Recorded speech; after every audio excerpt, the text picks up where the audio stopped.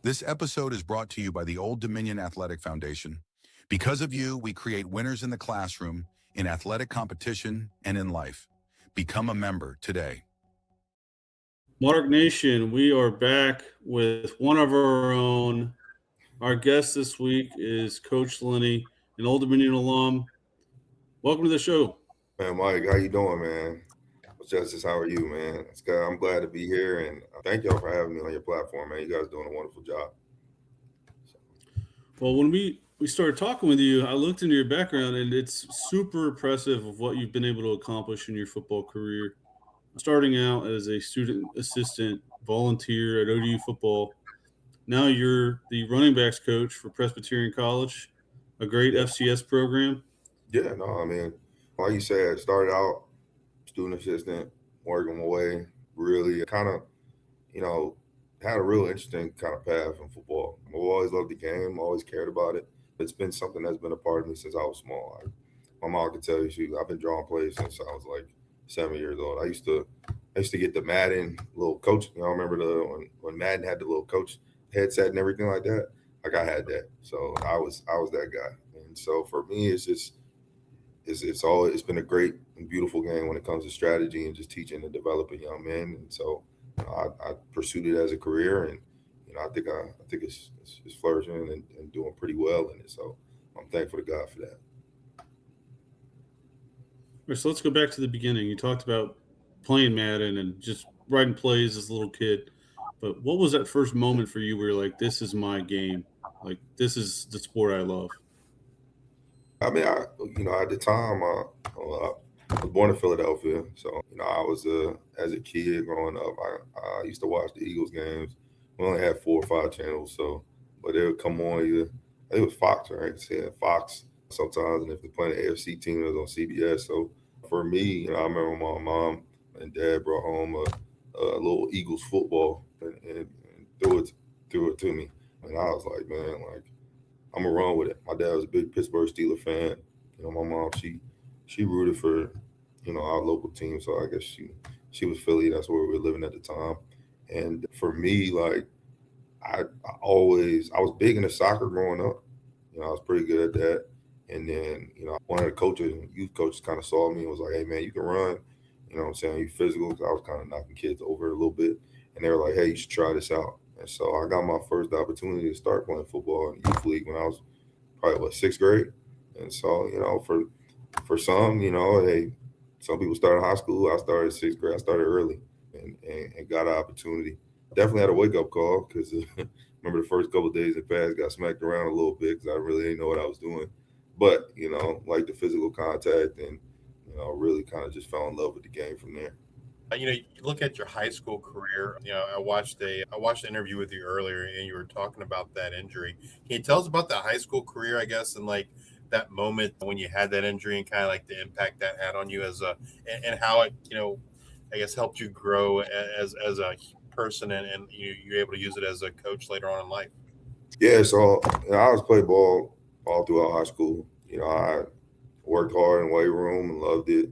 Obviously, I wrestled too. Actually, a lot of people didn't really know that, but I actually hurt it my shoulder actually my freshman year wrestling. Right, and then like a kid, like everybody, you think you're fine. Sub blocked out, and then I was like, man, like I'll be okay. So I just continue to go through the season, continue to kept playing on it, playing on it, playing on it throughout the year. And I actually got all the way up to my senior year. I was working out, in really good shape, running throughout workouts, going through the year, going through camp. And I found out I had chronic dislocation and subluxed. It tore off the bone during practice. And then, I was kind of bummed out because that's an 8 month injury going away from football season and taken away from it. So you like, man, like I I really missed my entire senior year because I tore my shoulder, and so I kind of derailed it a little bit. I had always planned on either trying to get I should have been football or walking on or for whatever college I was planning on attending. And the beauty and like I tell my players all the time is I didn't lose. The fact of the matter is when football got taken away, I still had my brain. I still was able be sharp in school. And that's a credit to, you know, really my mom and my dad really, you know, telling me, hey man, like at some point in time, the air in the ball is going to go flat, just like I tell my guys now. And for me, it was like it went away early. It bothered me for a long time. And actually through my coaching career, you know, it kind of sucked because I was like, man, like I'm watching you guys do things that I used to do and do at high level. But, you know, that was my time. It was short.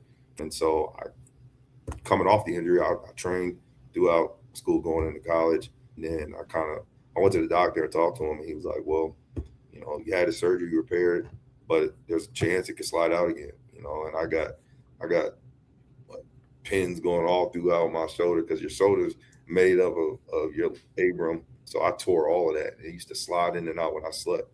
And it was painful, man. It used to be nice where I woke up and my shoulder would be slunk down like this. I'll wait for it to get snapped back. It'd be in the weight room. Sometimes it was sub-locks out. I'll get back on the bench, continue to keep benching, and continue to keep working out. And you know, just being young, dumb, and really just kind of ignorant to your body, like not understanding, hey, like, man, your body's telling you you're hurting.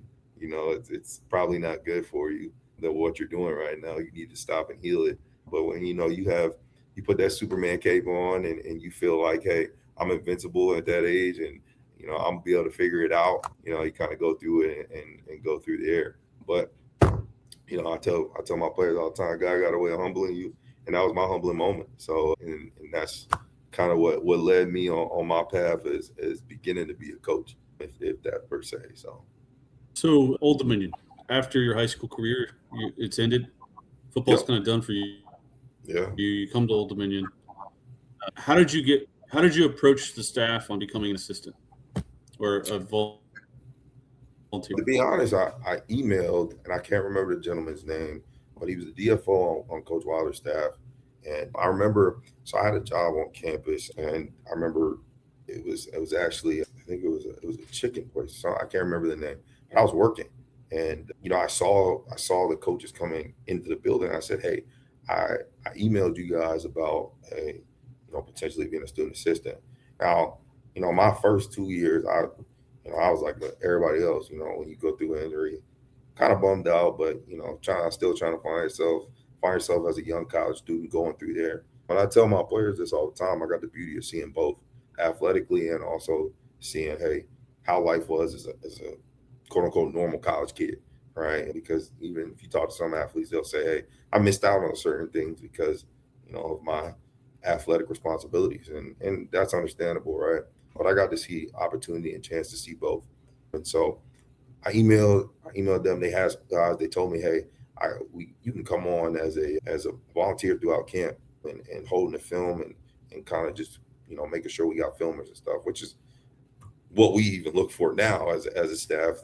That job is vital and it's so important. Back then I didn't realize how important it was, but as a coach now, you're like, hey, it's vital to have a filmer. And so you kind of see like, man, this role in this play. But what it did was it allowed me to sit there in the building and see, you know, what they were doing offensively and defensively and kind of get a gauge of it. And then, you know, throughout there, I also, while I was helping with that, I also shot the highlight film. So I got to work on the media side to see, hey, how you shot the highlight films for different sports. And I'll never forget this gentleman's name. His name is Paul Briggs. He used to be over video for Old Dominion, right? And, you know, I was there and I was in his office and he called me, he hired me. And he said, hey, man, you working with football, you doing both. And he was like, you always trying to get over there on that side of the building too, as much as possible, right? But, you know, that kind of helped me get into the door and be able to. And I'll never forget this. I actually went on the trip when they played, I think it was 2016. I might have been 17, or I can't remember. But they played NC State, right? And I was actually on that trip when I went down with them and got an opportunity to see how you do it on the road. Because I was doing it at home, but it's different when you travel and you go through that. So I got an opportunity to see there. And, you know, it gave me a different perspective. I was up in the box, kind of seeing there. And that's really what kind of opened the floodgates and the door for me and allowed me to take off and help me to get to where I'm at today. What is the, if you look back at your time at Old Dominion, what were the lessons that you learned back then that you were able to, use as you grew through the coaching ranks?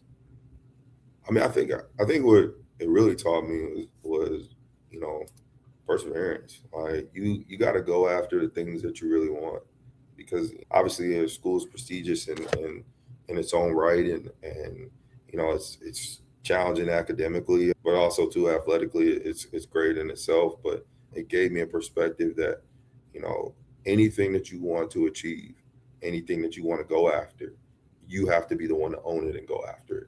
And so there were plenty of times, and I was sitting in cafe, I think it was 1201 now. I don't know if it's still called that, but I would tell people all the time, like, man, I'm gonna be a coach in college, and I'm gonna sit there and I'm gonna be a college coach, and I'm gonna get it before I'm 30 years old. And God blessed me with the opportunity to now be a 4 Division I position coach before 30, which is, not everybody can sit there and say that done that, but I had that vision back then. So it taught me, that to persevere and go after everything you want, but also to, man, it gave me lessons on hard work. And that things don't come overnight, right? And the steps that you take in college, they are truly building you for the future that you want today. And I'm living those steps. So, your time at Old Dominion, any fun or interesting stories that you can share? There's a bunch. I don't know if I can really share it, so many, but no, man, there's a bunch. I mean, obviously the NC State trip was awesome. My time there, being able to see just the different guys work each and every day, athletes and stuff like that. There's a lot of basketball games attended to, but yeah, there was some fun times. And there were some really good players on that 2016 team that went to the Bahamas Bowl. Notably Zach Pascal. Getting a chance to watch those guys win 10 games and perform at a high level, did it give you a perspective of what you need to look for in athletes when you're out there recruiting? Yeah, I think you can learn a lot through observation. So you can kind of see, what each and every skill set, because I tell people all the time, like, I got a chance to watch Zach Pascal, got a chance to watch, even before that, Larry Pinker, I got a chance to watch, Jonathan Duhart, guys who were good each and every day. Ray Lowry, running back, like they were loaded. And then, I was just a guy up there just minding my business. They didn't know who I was. Like, people didn't know, but, man with the plan, had a dream that just got an opportunity to see. But a lot of the skill sets and those bigger receivers that they took, guys who were able to go up and get the ball out, snatch it out of the air, and, run after catch and all that stuff. I watched that, and I watched how they recruited and guys who they were bringing in, and I kind of got to say, hey, jot down on my little notepad, hey man, like this is what you got to study. This is what you look for in this player. This is what helps you here, right? And then seeing guys every day how they worked in and out drills and stuff like that. And I was just taking notes, mental notes and physical notes, actually, and just saying, hey, I'm gonna make sure that I implement this throughout. And when I come time to lead and coach, as well as some of the stuff that I've learned, throughout, my football time playing and stuff like that. So after Old Dominion, you end up coaching high school, right? Right. I got an opportunity, a chance to go coach at Rockbridge High School, which was probably one of the best experiences that I ever had, because I tell coaches all the time, like, you got to learn how to coach a high school kid before you can go coach college, before you can go coach pro. Like, because at that level, you got to do everything. You got to teach from the ground up, and you got to develop a teaching progression, whether it's on the field or off the field, developing the man as a person, which is, obviously that's the most important thing in my eyes, right? You can't coach the player without coaching the man. So that's why I kind of got my grounded and basis of fundamental teachings from there. And credit to George Madsen. He's now the head coach at George C. Marshall, which is in Falls Church, Virginia. He saw just a young guy who wanted an opportunity, was hungry, and had a dream and a vision, and was going after what he wanted. And so he basically was like, hey man, like, I'm gonna give you the entire freshman team, and then I'm gonna give you an opportunity, right, to coach on varsity. And so for me, looking back on that was huge because, I probably, I'm a way better coach than I am now. But back then, right? I'm a way better coach now than I am back then. But like, just to be able to say, hey, I trust you with this entire development. Because when you look at high school, like that foundational piece of freshmen and instilling them, the good ones, the good high schools, they are aligned from varsity all the way down, right? And so it's just like any other program, right? Like the alignment's got to be there. And so for him to be able to do that, it meant a lot to me, and it meant a lot to what, my development as a coach. After high school, you go to Tyler and Independence junior colleges. What would, like, when you go to that setting, like what was maybe the biggest eye opener for you, or maybe something you didn't expect, or that people just don't understand or don't know? I think the biggest thing with junior college football, I went to Independence first, and under Kiyoshi Harris, and then I had an opportunity to go to Tyler under Thomas Rocco, who's the head coach. And so I think the biggest thing for me, man, guys, like it's so many different array of kids that come from different backgrounds, different socioeconomic situations, different religious beliefs, different political views, different races. It's a collection. It's a football team, obviously, but everybody's there with one common goal, and that's to get it out the mud, right? In junior college. And I tell people that, regardless of whatever path that kid took, he ended up there for a reason. And as a coach, your job is to help him, to get to the next level. And that's what that really kind of opened my eyes to teach, how you, approach a kid who comes from, a different background than you, right? Or a kid that, might be going through some trouble and got in trouble on and off the field. And, you got to find a way to connect with that guy in 6 months, because potentially it's a bigger school coming in there and saying, hey, in December, we expect him to graduate because we've been looking at him, and you got to find a way to connect with him, right? And so to be able to say, hey, I got to coach you as the man first, and then I got to coach you as the player so that you can be able to perform at your highest, right? And so that's what that taught me, right? It taught me how to deal with people, but it also taught me work ethic. I had that obviously from high school and the Old Dominion in my college days, but really understand the ins and outs of a football program, just the daily grind that sometimes, when you go to, bigger Division I's, you kind of overlook and take for granted of those small jobs, not small jobs, but like in your eye, in some guys' eyes, smaller jobs, like, hey, I got to go set my own field up. Yeah, man, like we don't have GAs. You got to do that as a position coach. You got to sit there and say, hey, I got to go organize my recruiting, make sure I got all these calls taken care of that night, right? On top of that, I got to make sure that, hey, I got 6-7 guys that are ready to go, because at the end of the day, right, my roster could turn over. A kid might not come back. A college could come in and scoop that kid up during the spring where you think, where he's a qualifier, and you might have to go replace that. So it taught me that work ethic and that drive, but also to, the volume recruiting and being a relentless recruiter and going after, top level prospects and getting them to be connected so that they play for you. That's what JUCO taught me.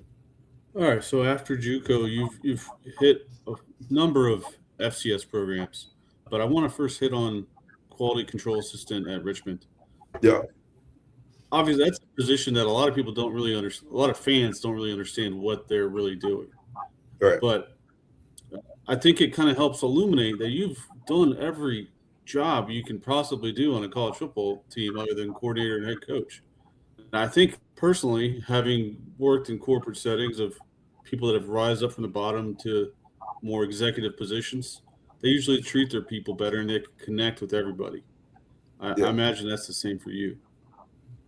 Yeah, it's funny you say that, because I try to make it apparent to talk to the GAs wherever I'm at, equipment guys who quality control, guys who have been, the grunt work guys that people don't see on an everyday basis. I mean, obviously, I've been blessed to coach in some NFL stadiums and on television, been a lot of places, but there's a lot of people behind the scenes that make a football team go, that a lot of people don't see. And I've had the opportunity to do those jobs, like you said.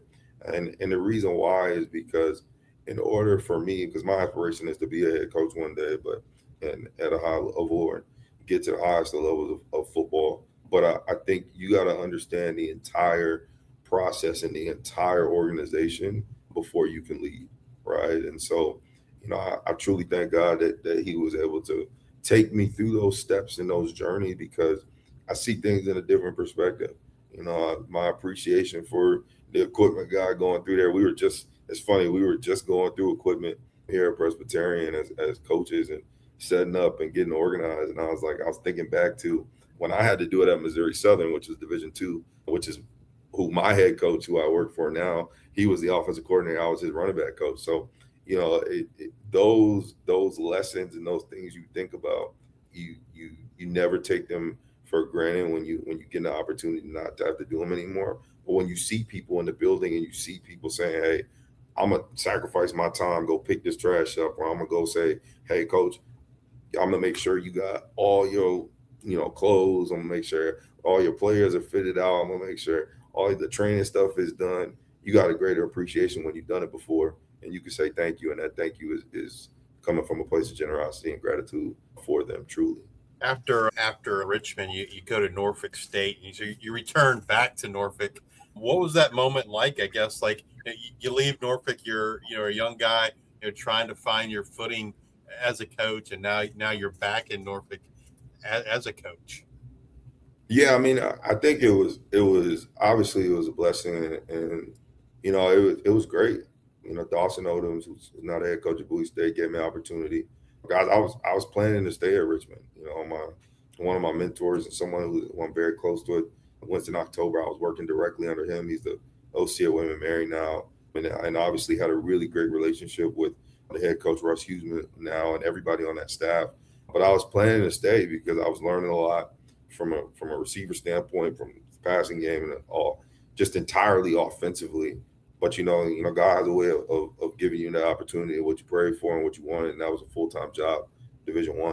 And so for me, it was an opportunity I couldn't turn down. I was excited. I had family in the Hampton Roads area, so getting the opportunity to go back and see them, and then obviously was in the green and gold at Norfolk State, right across from Old Dominion. But it was ironically, it was great because the first 2 years, and it's funny you talk about funny stories at Old Dominion, I actually went back to Old Dominion for the first time on homecoming because our bye week fell during the 24th season when I was there, when Old Dominion was playing at home, and it was homecoming. So, walking on the campus and just people just grabbing me and saying, hey man, I remember you, I remember this, and it's cool to see, you're gonna ascend to this and things like that. That was really eye-opening for me and a blessing for me because, I never was really one to say, hey, I want the attention of people and everything like that. I didn't know people was really watching like that.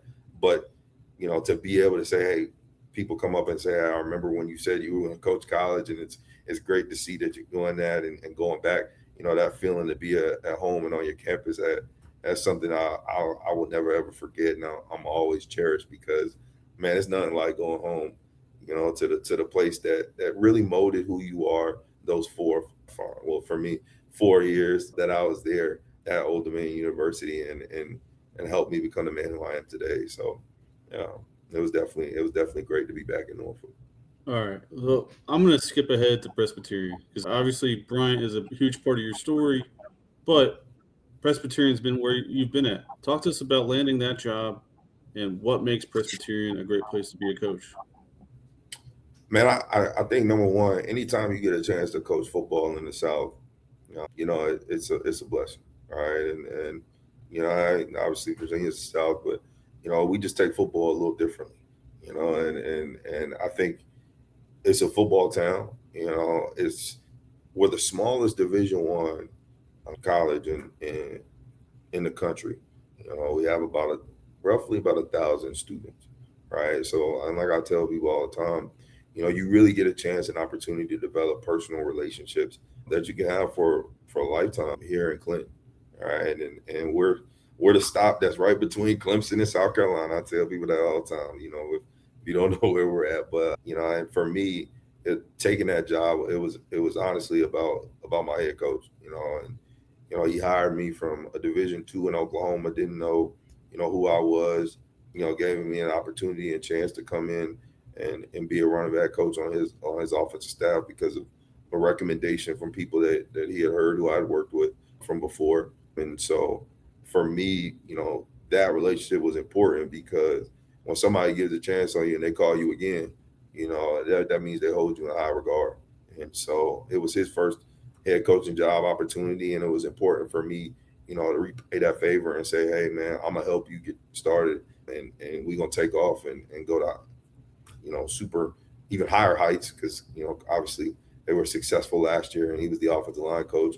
But for us, that's really what drew me there, guys. And so I love it here. I love the staff. We got a mixture of young guys and older guys with experience. But the one thing I say is we got some dogs on this coaching staff that really know how to work, and we push our players and love them up. And that's when you can be a part of that, each and every day, knowing that the guy next to you and the people the players that are in your room are playing hard for you each and every day. It makes your job as a coach so much easier because you come in with joy and you come in with a smile, and you're really ready to just pour into them and help them take on the world, on and off the field. And that's what it's about. So just one quick question about your time at Bryant, looking at the first victory there, the win over FBS UMass. What was that like, and what did that mean for you? Man, it was a great feeling. I mean, I'm one that's like, if you ever watch me on the field, I don't get too high, too low. I kind of stay even keel, because for me it's important as a coach to always be that stable force for my players, man. So, but winning against an FBS program, the first ever victory in program history, regardless, of how it happened, how we got it done, is something that you can never take away forever. And looking back, just the joy in the locker room, seeing the guys just jumping up and down, hugging coaches. Really, just shout out to Coach Merritt. He's an awesome head coach and a great guy to work for, and just a great man in general. But I was happy for him, and I was happy for the players because we really worked hard that week. We believed. We said, hey, we got an opportunity to beat these guys. They're gonna take us lightly, and to go up there in Massachusetts and go on their home turf and to get that win. Made some mistakes early, but again, it speaks to kind of just.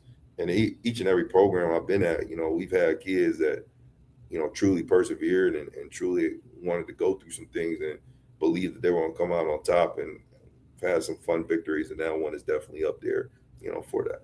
All right. So you talk about Coach Rawl bringing you back in to Presbyterian after you guys worked together at Missouri Southern. Yeah. Relationships I've learned from years of talking with Coach Ronnie and his staff. Yeah. You notice it when they make new hires. We talked with Charles Walls recently. Relationships are huge in the NFL. It doesn't matter who you talk to in football. Relationships are obviously a massive part of building these staffs out. Right. So how do you as a coach kind of instill that in your players to understand that how you are as a man will help you out in the future? I think sometimes people overlook that because they want to get to the final destination so quickly, right? And what I mean by that is just like at the end of the day, when you look at the majority of coaching staffs, we spend so much time with each other that we become family.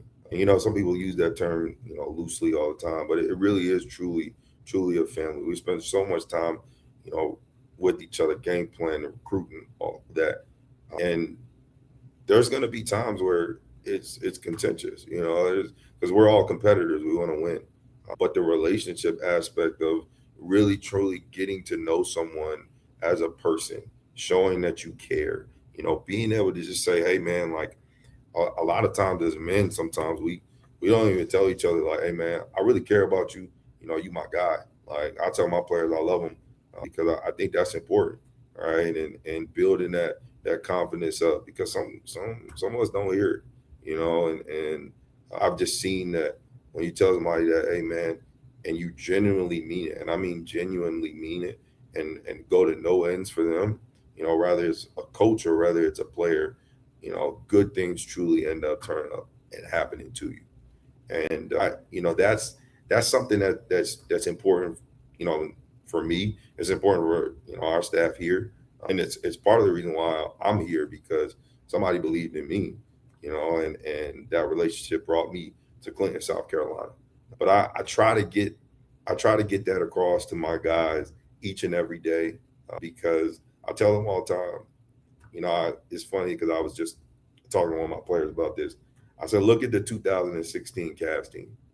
They all got together. You know, I don't know if you guys saw it in the media. They won a championship. They all got together in golf. Well, I mean, everything you see now, you know, is great. But I'm sure that they went through some things, and they had to learn each other, and they had to understand each other for them to end up getting to that moment and being able to say, hey, tasted that champagne. I seen the confetti come down, you know, to get to that moment. It taught them, right, that they had to understand each other on and off the court, right? And so as a football coach, you know, we talk about that daily. You know, it's important, and I think it pays dividends regardless if you're a player or a coach. So, I mean, you've held a number of jobs and doing different aspects of football. You've seen football at almost every level. What would be one piece of advice you would give a high school football player, you know, aspiring collegiate athlete? I think it's important to market yourself. You know, you got to go out there and compete. I think we're losing. I don't say we're losing, but some of us are losing the will to want to see guys compete.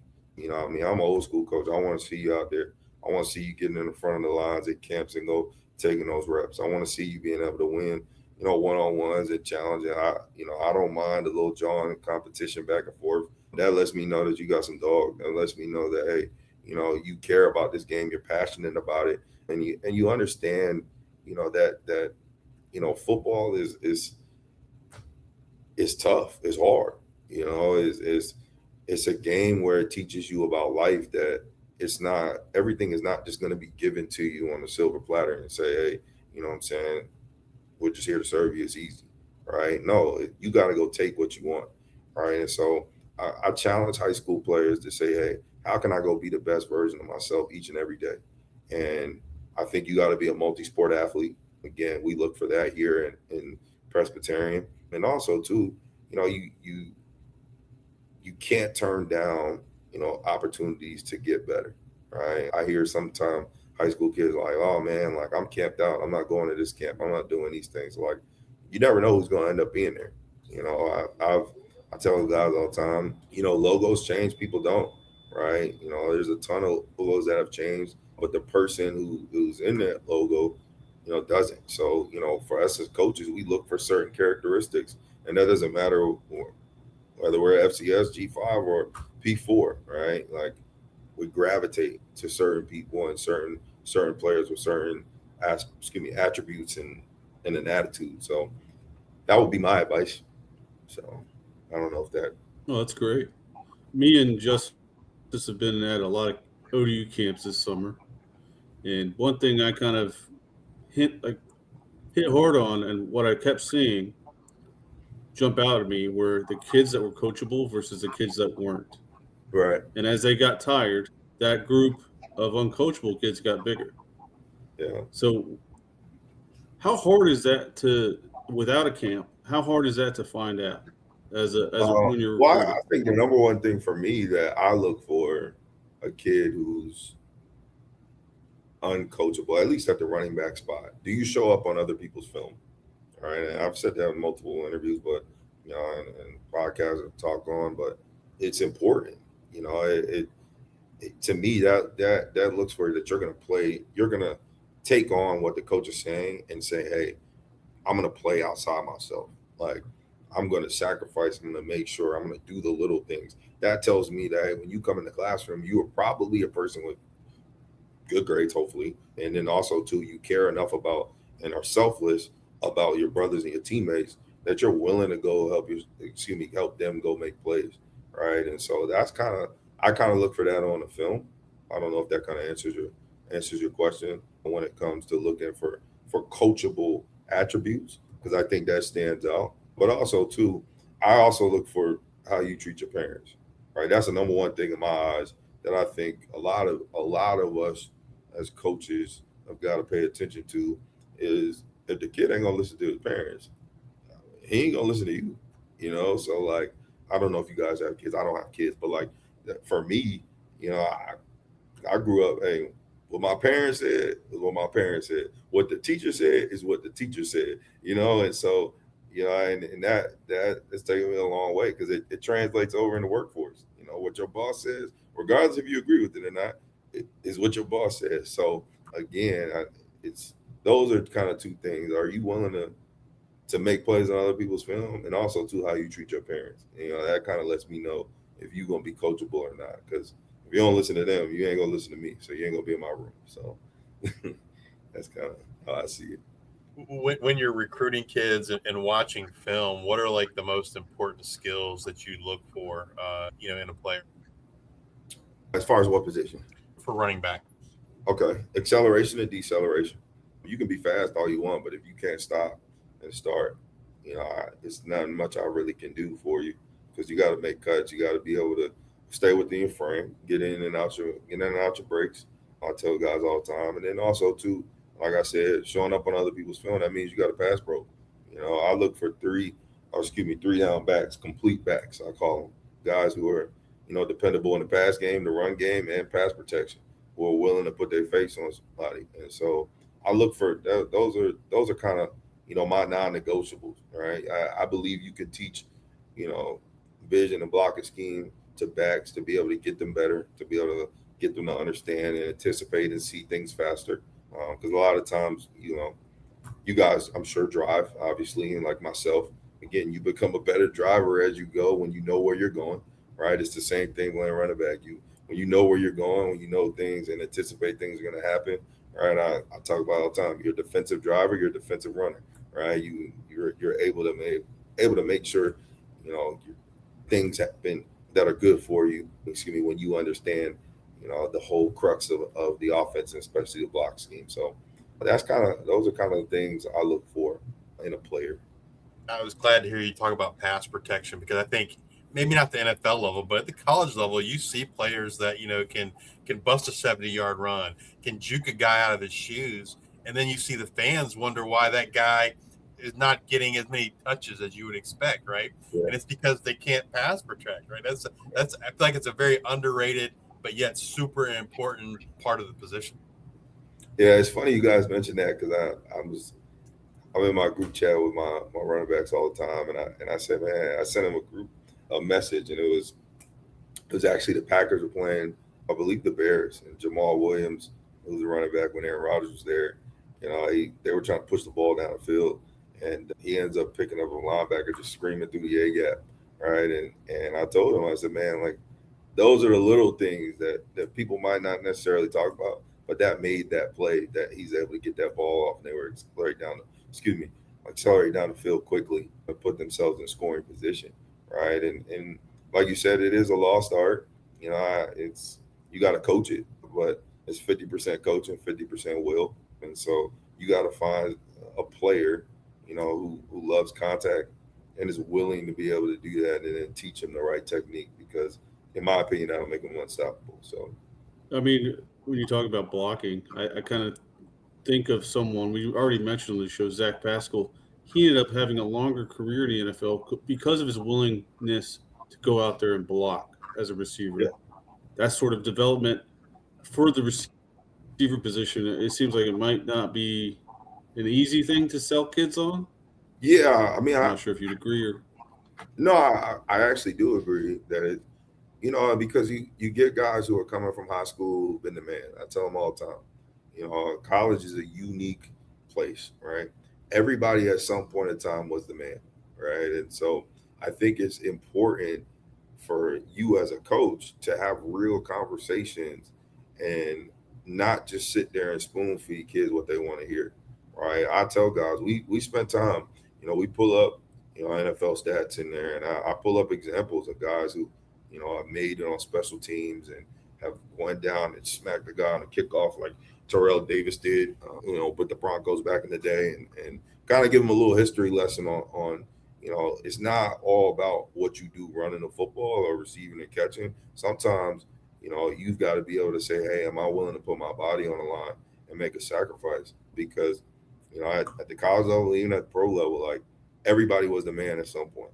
All right. But what are you willing to do the little things to separate yourself out to make sure that you can ensure that the team is going to be great and then your individual accolades will follow? And so, and it's tough. You got to get guys to buy in, but that goes back to the point of building relationships, right? Like being able to sit there and tell a kid, hey, I'm going to be honest with you up front in recruiting, right? Like I'm going to have that conversation with you in recruiting.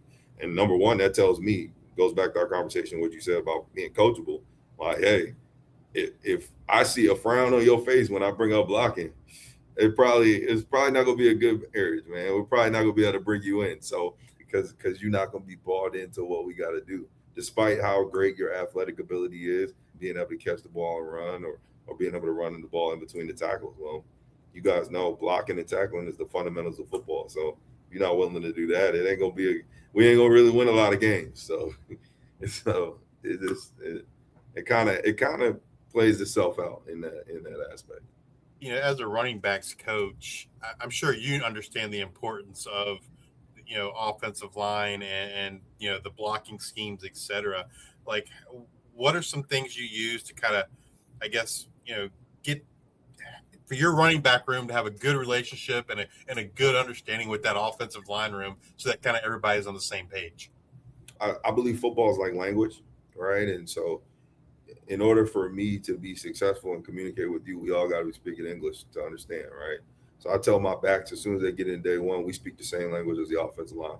We spend time going through each and every combo. We know what the difference is between zone and gap combos, right? We spend time, we know where our points are at. We know all of those things, right? And obviously, I'm not going to dive too far deep in the talking ball, but I'm going to sit there and tell you that, I quiz my guys. I sit up there and tell them, hey, man, how we blocking power up against this front? How are we doing these things, right? And I believe in the 3 learning styles of football, right? And just learning in general, right? And that's audio, visual, and the actual practical doing things on the field, right? And so, whether it's walkthroughs with the O-line, we watch videos and cut-ups of us being able to, obviously an inside run and our different run techniques, but sitting in the classroom, and having that teaching background that I do have is I get them to call out and say, hey, what is the guard and tackle doing here? Okay. Where is he pointing at? Okay. What's your track? What are these things that you're going, what I'm saying? Where are your eyes supposed to be at? Okay. What is he supposed to look for, when it comes to running this specific run scheme, right? And so I do that because at the end of the day, right, in my opinion, the great running backs that I had, they've always had a appreciation for the offensive line. I tell them all the time, like, if you don't trust the 5 up front and the 5 don't believe in you, then the run game is never going to work, right? And so, and it's truly a marriage. It's truly, we've got to be on the same page and willing to, make sacrifices and see what they see so that we understand. Because, I've never been 300 pounds. I've never, hopefully never ever get to that point. But I've never had that, never done that, and had to put my body and block another 300-pound man, but it ain't easy, right? And so, and it's not easy, and it definitely hurts, right? And so, again, nothing is worse than an offensive lineman creating a hole in the back, just missing the hole because we're not on the same page. And it literally, that irks me as a coach, and I feel bad because I gotta sometimes look over at the offensive line coach and I'll be like, man, I don't know what he's saying because I don't. So that's how it is. It's football. All right. So you talked about all of these guys were the man at some point. Yeah. Obviously, when you got a freshman come in, they're going to have that ego that comes with that, right? Yeah. How do you manage that ego without crushing the spirit? I think it's transparent conversations, Mike. I tell them all the time, I love the confidence, but I also, I had a coach tell me this, and I've kept it everywhere I've gone. Right. It was one time we were sitting in a meeting, and he gave me a cup. Right. And I start my meetings with this every single year. Right. And I put the cup on the table. Right. And you know, one cup is a small cup, the other cup is a bigger cup, and then I have a gallon on the table. Right. And so I pour water all the way up to the brim. All right, and I pour water all the way up to the brim of the second cup, and then I pour water in the gallon. Right, and I ask them, and I say all the time, I'm like, which cup would you rather be? And you get some that point at the small cup that's all the way up there, like, oh, I got a full glass of water. Hey, some point at the second cup, which is like halfway full, right? And then I get the other one that has a gallon, and it's like, it could be like maybe a quarter, maybe an eighth. I don't know. Like, it could be super small, the amount of water that's in there, right? And I asked him, I was like, which one do you want to be? And I tell him, I said, man, you should want to be the gallon. And what I mean by that is, man, like at the end of the day, just like my coach told me, in life, your cup can never be full, right? Because you're not growing, right, as a man. And so, like, I look at that and I use that as an example all the time. And I tell my guys that because I want guys who, have in my opinion, a gallon mentality. They're always searching and needing, for knowledge and being able to understand and say, hey, I want to get a better understanding. I want to continuously be able to grow, and I want to be poured into, right? And so I use that. I use that as an example in my room all the time, right? And that kind of debunks a little bit of that ego, because it's like they start to watch film and they start to see, they're like, oh, like, hey, I can't bounce this run outside because of this front. I can't understand, I can't take this ball back door because, hey, this linebacker's sitting in this gap, right? And, hey, pre-snap stuff that I could be seeing before that. Hey, I could have had my eyes in the right place on this blitz because at the end of the day, it was indicator because of the safety, right? And so you kind of get them to understand, hey, what you think you know about football, yeah, you have a general relative understanding.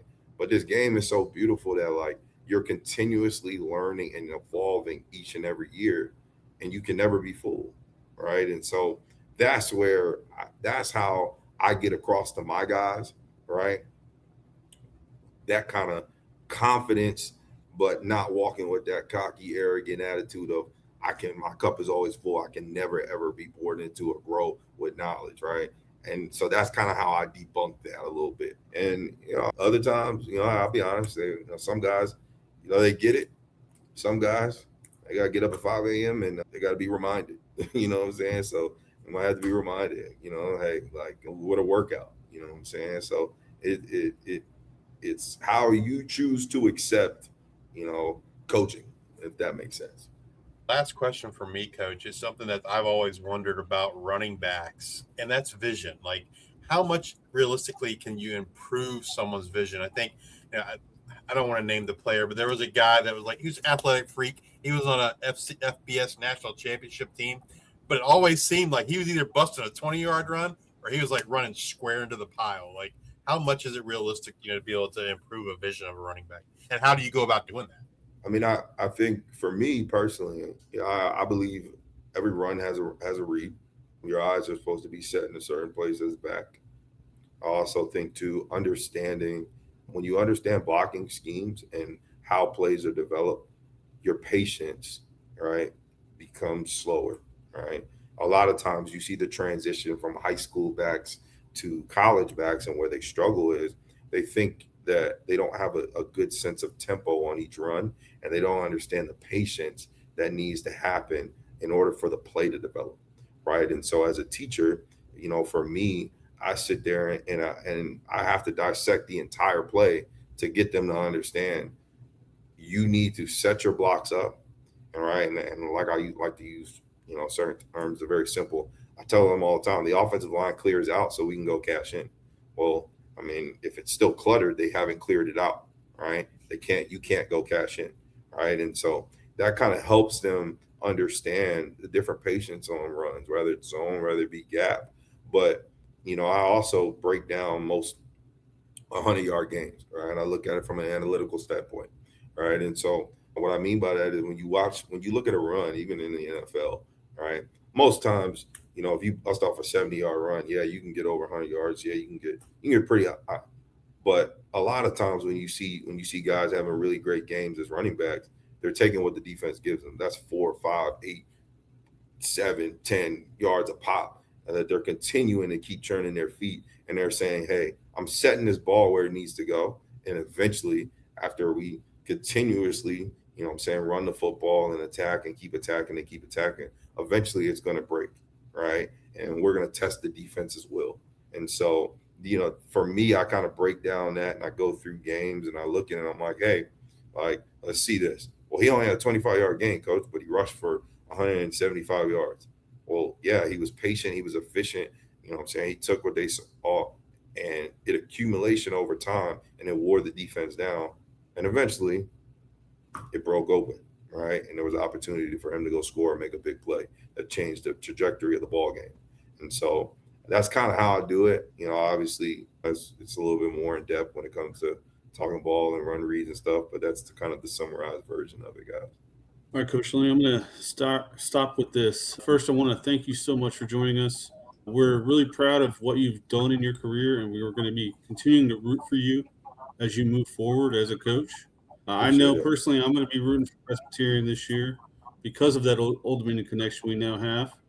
Do you have a message for Monarch Nation or maybe people that might want to be coaches one day?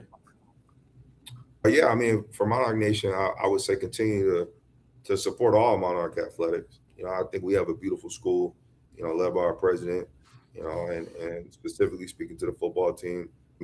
As an alum, I'm super proud of Coach Ryan. I had an opportunity to meet him one time, very close with Coach Lucas, the running back coach on staff there. Those guys have worked tremendously as a staff to build this program up and take it to the heights that it's at now.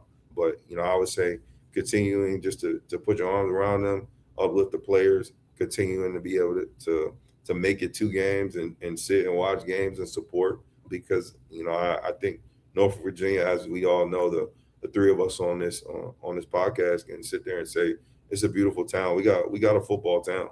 757 is ran by football. I don't care what anybody say. It's ran by football, and ODU needs to be supported. And so for me, I was proud of those guys this past year and what they were able to accomplish. And I know that they're going to continue to do it this year and achieve at a high level because, it's greatness in that building and it starts at the top. So, super proud and happy, and I'll be rooting for them in Clinton, South Carolina as well. And yeah, and anybody that wants to be a coach, again, coaching is about teaching. It's about teaching on and off the field and uplifting people and giving back and pouring into, people the way people did that might have done that for you, excuse me. And so if you, God give me that vision and you truly want to go after it, man, and be relentless and don't stop. And I would tell people all the time, your dream can become a reality. Just it's about the work you put in and the faith you have. And so I think anything is possible when you marry those 2 things together. So, well, thank you again for joining us. Thank you, Justice, for filling in for Aaron. Go Monarchs and go Blue Hose. I appreciate it. Go Monarchs. Go Monarchs.